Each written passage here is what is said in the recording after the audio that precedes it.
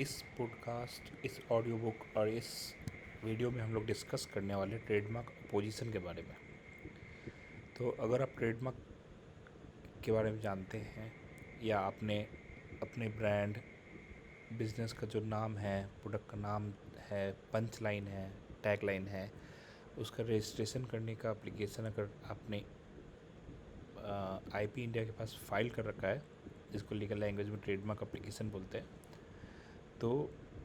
ये वीडियो आपके लिए बहुत ही इम्पॉर्टेंट है। स्पेशली जब आपके ट्रेडमार्क एप्लीकेशन पे किसी ने अपोजिशन फाइल कर रखा है, तब तो और भी इम्पॉर्टेंट होता है। तो जैसा आप जानते हैं, जब हम लोग ट्रेडमार्क एप्लीकेशन फाइल करते हैं तो सबसे पहले डिपार्टमेंट को चेक करता है कि आपको ट्रेडमार्क मिलेगा या नहीं मिलेगा, आपने सारे डॉक्यूमेंट्स प्रॉपरली लगाए हैं या नहीं लगाए हैं। अगर सब कुछ ठीक है तो आपका ट्रेडमार्क एप्लीकेशन आगे के जो स्टेज हैं उसमें बढ़ता है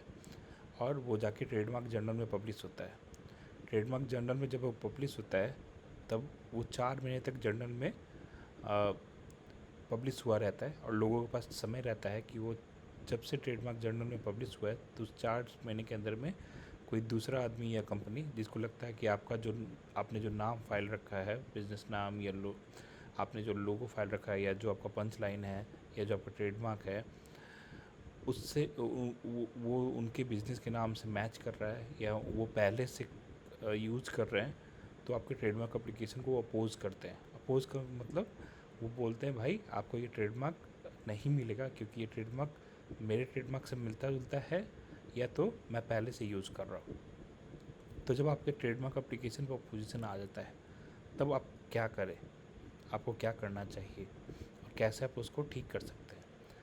तो ट्रेडमार्क जब आपका अपोज होता है तो आपको नोटिस ऑफ अपोजिशन प्राप्त होता है। जो आपको जो इंटेलेक्चुअल प्रॉपर्टी ऑफिस है इंडिया का, वो आपको नोटिस ऑफ अपोजिशन देती है जो आपके मेल पे आता है और आप ट्रेडमार्क स्टेटस के वेबसाइट पे चेक कर सकते हैं। जब नोटिस ऑफ अपोजिशन आपको जब प्राप्त होता है तो उसके 2 महीने का समय आपके पास रहता है कि आप एक काउंटर स्टेटमेंट ड्राफ्ट कीजिए, बनाइए और उसको फाइल कीजिए ट्रेडमार्क अपोजिशन के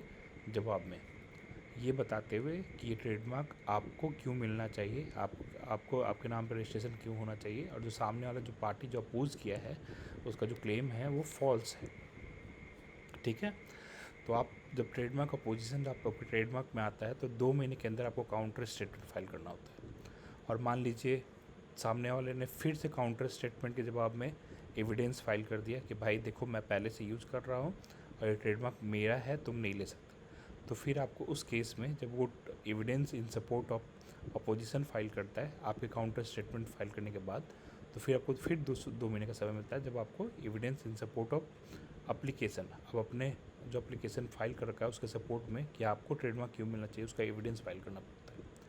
तो जब भी आपको आपका ट्रेडमार्क अपोज होता है तो आपको 2 महीने के अंदर में काउंटर स्टेटमेंट फाइल करना पड़ेगा। जब काउंटर स्टेटमेंट आपने फाइल कर दिया तो मान लीजिए अब जो अपोनेंट है उसने फिर एविडेंस फाइल कर दिया, तो फिर आपको भी एविडेंस फाइल करना होगा ये बताते हुए कि ट्रेडमार्क आपको क्यों मिलना चाहिए। तो जब ये सब सारा फाइलिंग हो जाता है तो उसके बाद आपका ट्रेडमार्क जो है वो ट्रेडमार्क एग्जामिनर के पास जाएगा, वो चेक करेगा कि दोनों जो पार्टी हैं उसमें ट्रेडमार्क आखिरकार किसका है और किसको मिलना चाहिए। मान लीजिए आपके डॉक्यूमेंट्स वो सेटिस्फाई हो जाता है तो आपके एप्लीकेशन को वो अलाउ करेगा कि भाई अब तुम रजिस्टर्ड हो जाओ, फिर आपका ट्रेडमार्क रजिस्टर्ड हो जाता है। ठीक है, और अगर वो सेटिस्फाई नहीं हुआ, अगर अपोनेंट के बाद से सेटिस्फाई हो गया कि अपोनेंट पहले से उस ट्रेडमार्क को यूज़ कर रहा है, तो आपको वो मना कर देगा कि ट्रेडमार्क आपको नहीं मिलेगा। तो ये तरीका हुआ कि आप ट्रेडमार्क अपोजिशन आने पे आपको क्या करना चाहिए, कैसे आप उसको ठीक कर सकते हैं। अब काउंटर स्टेटमेंट की ड्राफ्टिंग कैसे होगी, एविडेंस की ड्राफ्टिंग कैसे होगी, तो वो आप उसके लिए लीगल एक्सपर्ट से संपर्क कर सकते हैं। जैसे कोई भी रजिस्टर्ड ट्रेडमार्क एजेंट हो, ट्रेडमार्क अटॉर्नी हो, वो आपको हेल्प कर देंगे काउंटर स्टेटमेंट फाइल करने में, और जो भी एविडेंस फाइलिंग है और ट्रेडमार्क हियरिंग अटेंड करना है वो सब आपको प्रॉपर्ली गाइड कर देंगे। तो ट्रेडमार्क अपोजिशन के बारे में मैंने सब कुछ बता दिया। अगर आपको कोई भी डाउट्स हो, जैसे trademark counter statement evidence filing क्या होती है, कैसे होती है, तो आप इस वीडियो में एक्सपर्ट का नंबर दिया हुआ है हमारे, आप उनसे संपर्क कर सकते हैं या व्हाट्सएप पे आप अपने डाउट्स क्यूरी को पूछ सकते हैं या आप उनसे सहायता प्राप्त कर सकते हैं।